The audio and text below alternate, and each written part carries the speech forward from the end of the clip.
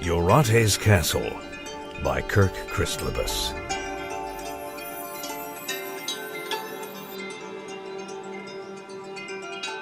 Warning. Baltic mistletoe does not, to the author's knowledge, exist. If the reader believes he or she has discovered this sacred fictional plant growing on a tree out in the yard, most likely they haven't. It's probably just some genus of common mistletoe, or some stuff stuck to a branch.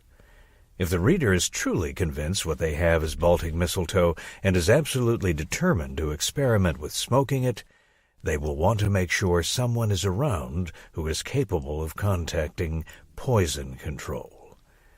Please, don't smoke mistletoe.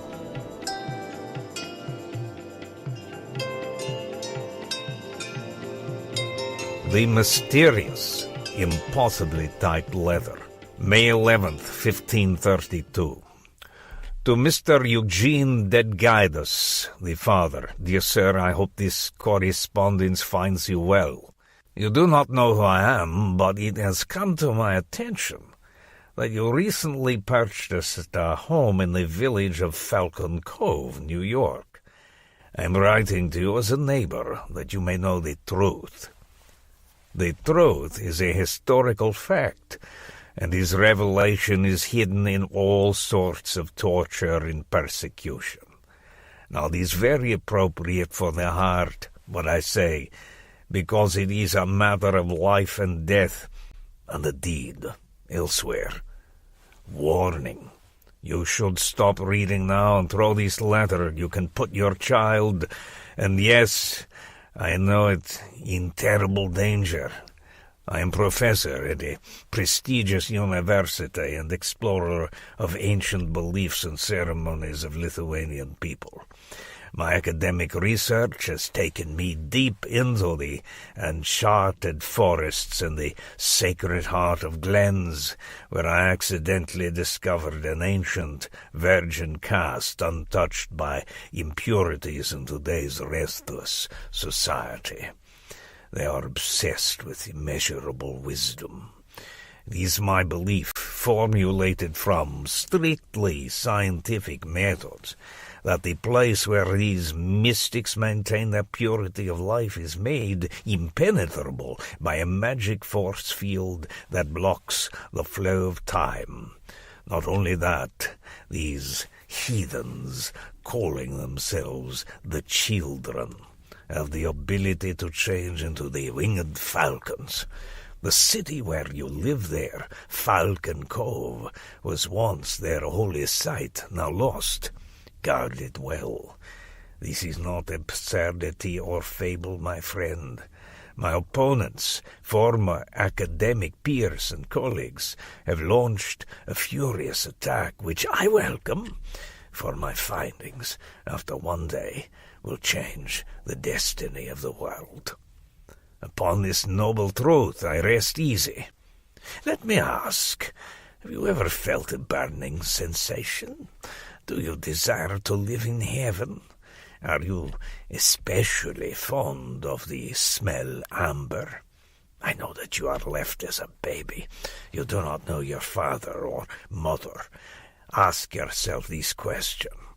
It could be that you are one of the children. This is the truth I would like to express to you now. It is the time. As a dweller in the outer curtain of the worlds, your time is running short. Unfortunately, blood has passed from his father's son. You've been away long and are now useless for those who are looking. I'm talking, of course, about incense pirates, the worst type of thieves and murderers, and their pope, Antoine the Maniac. Should they capture your son, they would burn him alive in epic suffumigation, and Pope Antoine would become master of time. It is extremely important that you feed your child Lithuanian dishes only. Bacon, sour cream, Cepelinae, the sacred Gintarus, in his blood these delicacies will awaken.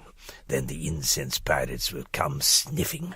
Antoine announced his pontificate to be a maniac, but our holy place will be revived. Children will be there to help when the moment arrives. I'm your truest brother. Take it from me. I believe myself clear. Thank you for your time. Your only friend, Dr. A. Zakalauskas, Ph.D.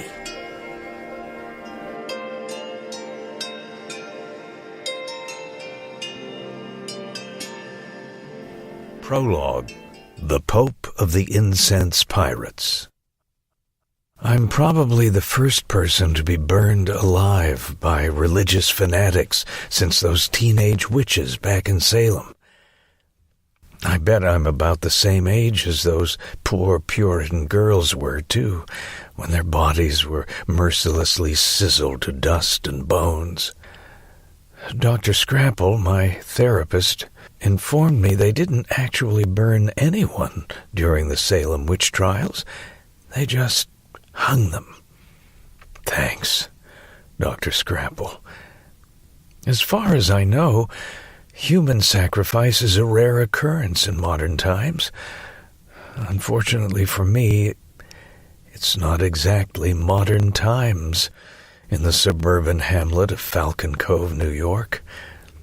Actually, time has sort of ceased to exist here, as far as I can tell. It's seriously weird. But my biggest problem is that I've made a very strange and terrible enemy. He's the Pope. Not the actual Pope, the one who was nearly assassinated on TV a few years ago, or even that other Pope in Egypt with the cool beard, who's never on TV. No, I'm to be suffumigated, according to papal edict, as a creature of perfume, by the totally schizo leader of the magical order of incense pirates and self-appointed world king, Pope Antoine, a maniac with a fiercely devoted cult of zealots at his bidding. In fact, he intends to burn me during some ancient magical mass, after which he will have gained control of time and space itself. A pretty flamboyant exit for someone who's been a complete nobody his whole life. Pope Antoine told me he just wants me to see God. Anyway, for now, huddled in a decimated parking lot with Jurate, amidst the smoldering ruins of the Falcon Cove shopping mall, while our favorite rock band performs before an audience of shapeshifters from a small country in Eastern Europe, I actually feel serene. This unnaturally calm feeling may, in part, be a side effect of this ancient Lithuanian meditation I've been trying to do. Or it might be that I finally remembered my true secret name. Or it could also just be because I'm finally with Jurate again. If, when this is all over with, I don't end up dying in an agonizing incense inferno, I'm going to ask her to be mine forever. But as the black smoke billows over our heads, our nostrils singed with the noxious fumes of scorched video arcade units, burnt cinnamon buns, and the ashes of the ladies' shoe department, for the first time in my life, as Dr. Scrapple would say, I'm in my element. But eventually, perhaps very soon, the spell cast over the incense pirates will lift, and then Pope Antoine will be itchier than ever to deliver his final promise to me before he and his devotees collapse like sacks of potatoes. I have my parents to thank for all of this, as it turns out.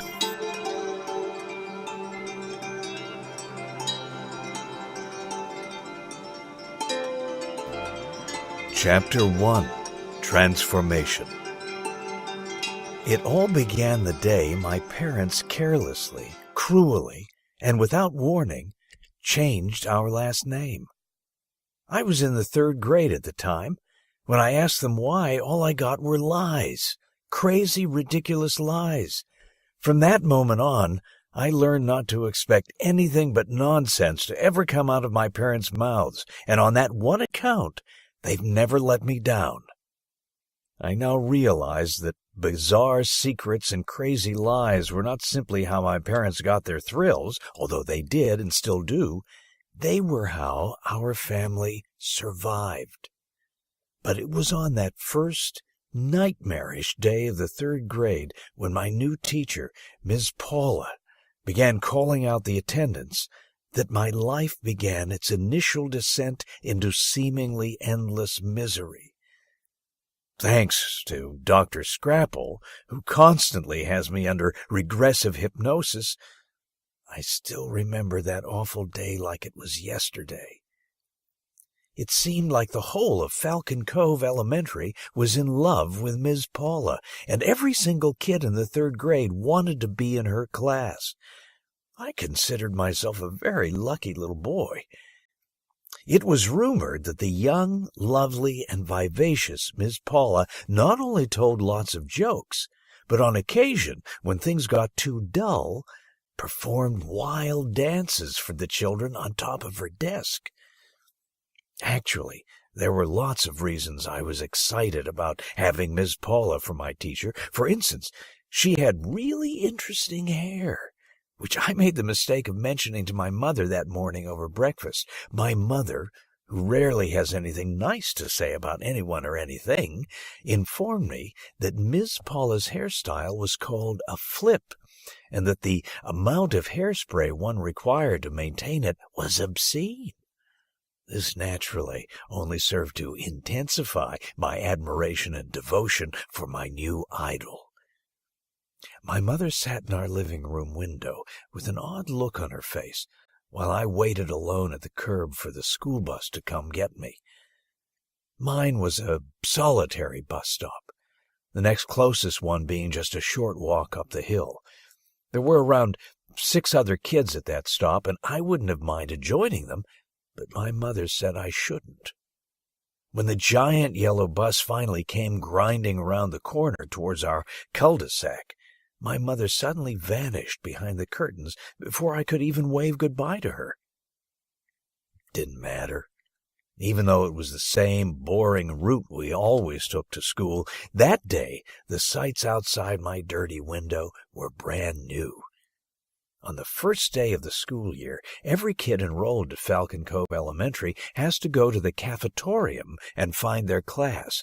Each class is made to sit in a very neat line facing the stage where announcements are made. You know which line is yours because your teacher will be standing there at the front of it. I spotted Ms. Paula easily because she was glowing with perfection. I made sure to remain profoundly silent as I took my place in her line behind another boy I sort of knew. I folded my legs beneath me with great poise. I was practically bowing when I dared to glance up and smile at her. I think when Miss Paula looked at me for a second, she seemed to have been smiling too. After all the stupid welcome announcements and a few confusions got straightened out, Principal Wafers sent us marching on our way. Miss Paula's classroom was arranged way beyond anything I might have expected of a mature 3rd grade setup. Instead of rows from front to back, the desks were arranged in a circle. At the center of the room was a single swivel chair. This was where Miss Paula was now seated, whispering and giggling with some lucky elite. I was among the majority of the class, tentatively hovering around the circle of empty desks, unsure of the protocol. Finally, Miss Paula whipped around in her swivel chair, and with a dazzling lipstick smile, she said we could all sit wherever we chose. Amidst the ensuing chaos, I claimed the nearest desk to where I stood. I now sat up very straight, gently folded my hands upon my notebook, and adopted my most serene countenance. But Miss Paula took little notice of this morbid show of obedience. Her delighted eyes were glued to the crazed monkeys all around me. After a wild scramble for the perfect position from which to worship their new goddess, things slowly quieted down. All of our eyes were now on Miss Paula, who, fixing us in her sparkling gaze, held a finger to her lips until there was a pin-drop silence. Her painted lips bent into a vague grin. Then, glancing at the big round clock on the wall, she clapped her hands 3 times and shot up from her chair like a rocket. We exploded with applause. I thought she might even begin one of her famous dances, each of us knowing full well how very lucky we were to have the best teacher in school and what a fun year it was going to be. Miss Paula started off by telling us some funny tidbits from her summer vacation, which she'd spent at the beach digging oysters with her fiancé. Whenever she'd laugh, we laughed too, long and loud. Miss Paula even asked a few of us how we'd spent our summers. The 3rd grade, it seemed to me, was very casual and sophisticated compared to the 2nd grade. Or maybe it was just Miss Paula's style. I just kept staring at that amazing hair of hers, imagining a pile of empty hairspray cans at her feet. How incredibly beautiful she was. Finally, it was time to take attendance. I was sitting beside a girl named Josephine, also my mother's name, Asante. Hers was the first name on Miss Paula's list.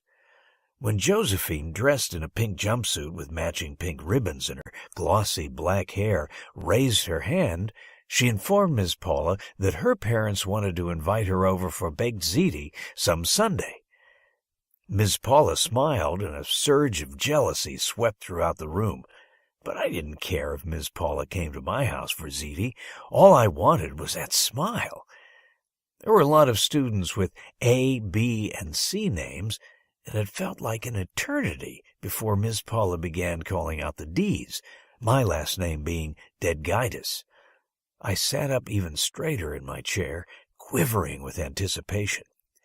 Alex Danziger, Miss Paula called next.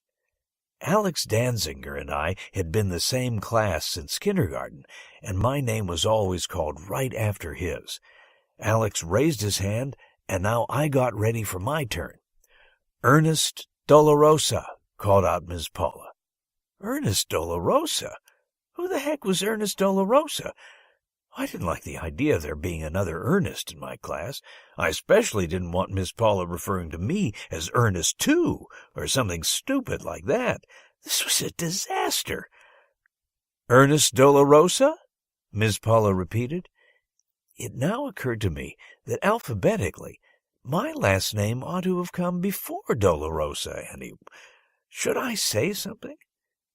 You skipped that boy, Miss Paula, blurted a girl I knew from back in kindergarten. She was pointing at me. His name is Ernest, too. Who are you? Miss Paula asked me. Ernest Dedgaitis, I mumbled. Spell it, please. I spelled it out slowly. This was terrible. A very bad feeling came over me. Well, I don't see your name anywhere on my list, she said. Giggles and gasps. Miss Paula, turning down her lips like she was pouting at a helpless baby, now asked me why I was here, when clearly I was not on the class roster. I felt my face flush. My mouth went dry. The other kids were utterly speechless, having never witnessed such a tragic spectacle. I couldn't make a sound, but could only respond with an innocent shrug of my shoulders. I'm sorry, she said finally. You're in the wrong class. I had no idea what was happening. Why was everyone being so mean? After one last pointless scrutinization of her clipboard, Miss Paula, now clearly annoyed, found it necessary to excuse herself and go see Mr. Wafers, the school principal. As soon as she left, the room erupted. You're in the wrong class, Ernest, stupid. Josephina Sante actually got up and moved to a different desk, far away from me. I was too old to cry, I told myself. I'm a third grader now. This was just some stupid mistake. When Miss Paula returned, everything would be straightened out, I was sure. Meanwhile, the other kids kept on singing, louder and louder. When I put my hands to my ears, which seemed to me like the mature thing to do, their taunts only became more frenzied. By the time Miss Paula finally came back, I was so dizzy with humiliation I could hardly sit up in my chair. Mr. Wafers was with her, too, and all the noise came to an abrupt halt. For a principal of a school, he was really a nice guy. When the buses would come at the end of the day and we formed our bus lines outside, he was always there with a big smile on his chubby, razor-burned face. Mr. Wafers was proud to be the principal of Falcon Cove Elementary, a school of bright, promising, and gifted young people. That's what he always called us at school assemblies. There were probably only a small handful of kids at Falcon Cove Elementary who didn't, at one time or another, announce to anyone within earshot that they were among these gifted. I knew that being gifted meant that one was somehow special, possibly having an ability to play piano, figure difficult math problems, or read at super advanced levels. But most often, the kids who claimed to be gifted couldn't do anything special at all, at least as far as I could tell. For instance, there was Josiah Jenkins, a fourth grader, who after kicking a kindergartner in the head for no apparent reason during recess, explained to the group of horrified onlookers, "I have an advanced brain. I have to take special vitamins only gifted children can take. They give me kicking superpowers." This ridiculous explanation somehow got Josiah Jenkins off the hook with the playground monitor. Gifted children didn't seem to get punished like regular kids, I noticed. Maybe because the special vitamins they all seemed to take had weird side effects. On the rare occasions when they failed to use their gifts to talk or lie their way out of what they'd done, their parents just scheduled a trip back to the doctor's office for another vitamin adjustment. But it was true what he said, I supposed. Mr. Wafers were the most gifted students on the planet. Ms. Paula resumed taking attendance as if nothing had happened, while Mr. Wafers, standing outside the doorway and fixing me in a cold stare, motioned with his plump fingers for me to follow. "Should I bring my stuff?" I whispered, indicating my fresh, blank notebook, my pencil case, and the new Edgar Allan Poe cartoon lunchbox my father had bought for me. Mr. Wafers didn't respond. I could feel the eyes of the other kids burning a hole in the back of my head as I got up to follow him. I left my stuff on the desk. Maybe I'd be back. But Miss Paula was ignoring me completely now. Once inside his office, I was asked to sit in a large chair. It was of green leather, smooth and comfortable, but I was squirming. "Ernest Edgitus," Mr. Wafers began, taking his seat at his desk across from me, "I understand there was some confusion this morning." "My name wasn't on Miss Paula's list," I replied. I felt like I was going to be sick. "And your parents told you to report to Miss Paula's room this morning, is that correct?" he asked me, straightening his tie and smoothing the lapels of his powder blue suit jacket. I nodded. "I see." Mr. Wafers sighed, picked up his telephone, and hit a square button with a light in it. "Shelley, would you please get Ernest Edgitus's mother on the line?" He put the receiver back down, and we both waited in silence for his secretary to connect us with my mother, who I guessed was likely taking her late morning nap. She'd been taking lots of naps lately, which is referred to as her meditation time. A half-minute later, the phone rang. "What do you mean you can't find the phone number?" Mr. Wafers barked at his secretary. "Just look again, Shelley." Mr. Wafers absently coiled the orange telephone cord tightly around his finger until it began turning purple. I stared at it, hoping for the phone to ring before it exploded. It did ring. It was my mother. Mrs. Deadguidus, I was just... Mr. Wafers began, but then fell silent for what felt like an hour. He didn't look pleased. What in the world was my mother saying to him? I could hear her voice faintly over the receiver, her tone excited. Was I in trouble? Yes, Ernest is just fine. I'll see that it's all straightened out, Mr. Wafers finally said, but he looked confused and irritated. No, please don't come in, he went on. Yes, that's right, Mrs. Deadguidus. I'm sorry. Dolorosa, I meant to say. Okay, goodbye now. Mr. Wafers hung up the phone, sighed, folded his chubby hands around his coffee mug, and looked across his desk at me with a very odd expression. I swallowed hard and waited for him to speak, but he just kept staring at me. He took a sip of his coffee, made a sour face, and let out a tiny belch. I thought he was about to say something to me, but Mr. Wafers picked up the telephone again. "Shelley, I need to run a check on something," he said. "What? No. Listen, Shelley, just stop whatever it is you're doing. I'll be right there." Swiping at his neatly groomed mustache, Mr. Wafers got up and left the room without another word. Taking a deep breath, I took a tentative look around the room. I had never been to the principal's office before. This was the first time I'd ever been in trouble. The walls were hung with numerous framed photographs, pictures of Mr. Wafers with various students throughout the years, all of them around my age, and each holding an award or trophy of some kind. In one of the pictures, a younger, unshaven Mr. Wafers wore a poncho and strings of beads instead of his usual suit and tie, his plump hands planted proudly around the shoulders of a sad, sickly-looking boy who, for some reason, had on a girl's ballet costume. I couldn't read what his award said from where I was sitting. The picture was obviously pretty old, and I considered that by now the boy was probably a grown-up. Whoever he was, I felt sorry for him. He looked unhappy.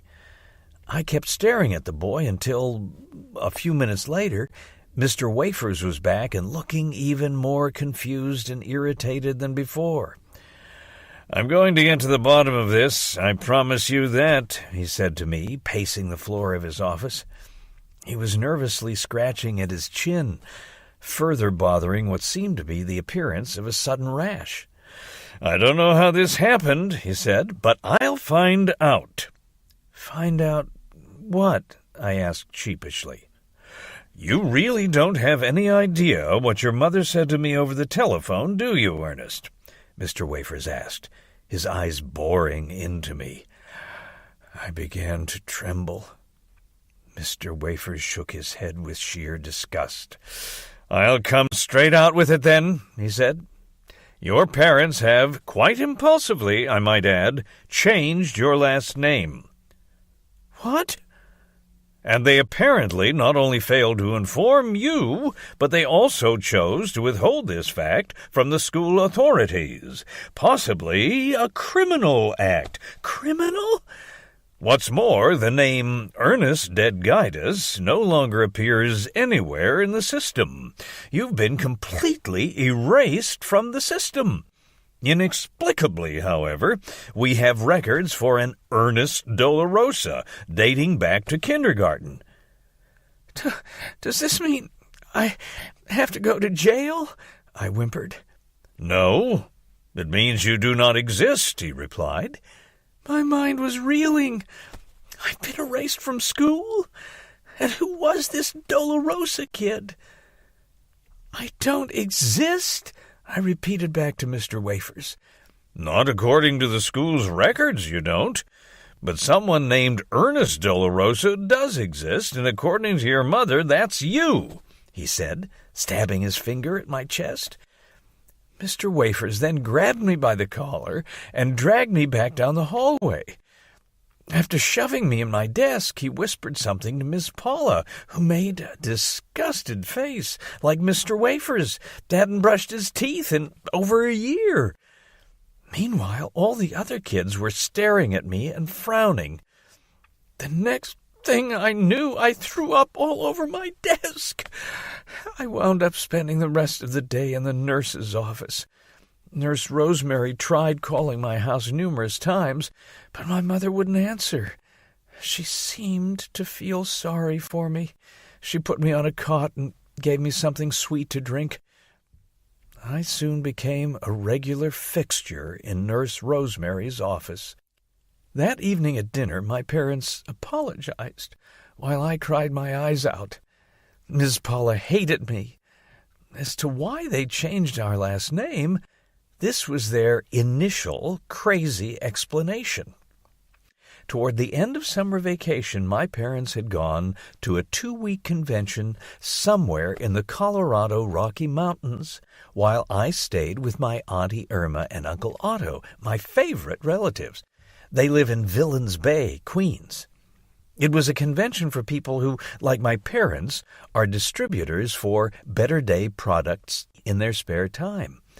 Better Day Products is a stupid company that makes chemically enhanced soaps, suspiciously bright powdered drink mixes, and these artificial nutrition bars that claim to be the equivalent of 3 square meals, are as heavy as tiny bricks and covered in a horrible-tasting fake chocolate called carob, which, according to the label on the box, is also artificial.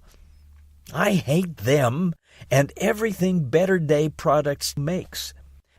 You see, honey, my mother tried to explain, Better Day Products isn't just about making the world better through improved soaps and powdered drink mixes. It's also about personal growth. Your father and I had so many profound revelations while we were at the convention. And the speakers were simply wonderful, weren't they, dear? She said, directing this last bit to my father. He nodded. Like the talk by Harma the Fortunus on the psycho-spiritual benefits of laxatives, she continued. And, of course, the keynote speech by Clifford Neples himself. Incredible! Oh, yes, said my father. Incredible. Didn't sound to me like he was quite as enthusiastic as my mother, though. Father always wears these amber-tinted glasses that shade his eyes, making it impossible to tell when he's really being sincere.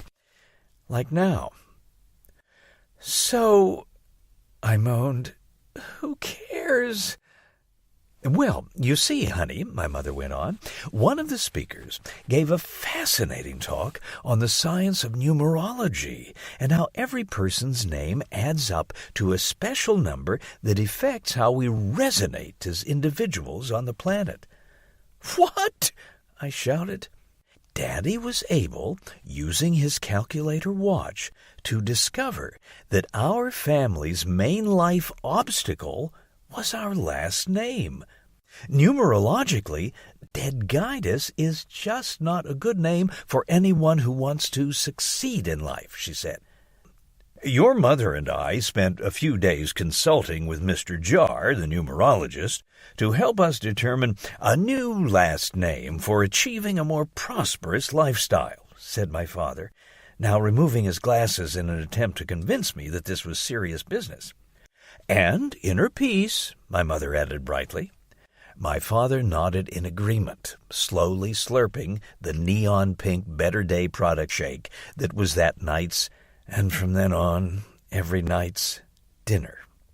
It was decided that Dolorosa was the best fit, he said, carefully wiping some pink froth from his mustache with a folded yellow paper dinner napkin. Mr. Jar has conducted extensive research on this subject.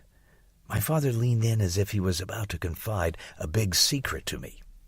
His conclusion is that, where children are concerned, it's best to spring the new name on them like a bolt of lightning and without warning.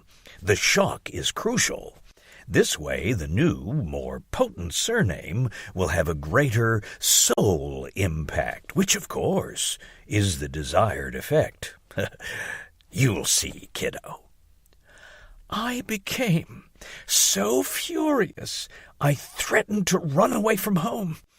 But my father, like he always did when I lost my temper, got up and calmly picked up the kitchen telephone.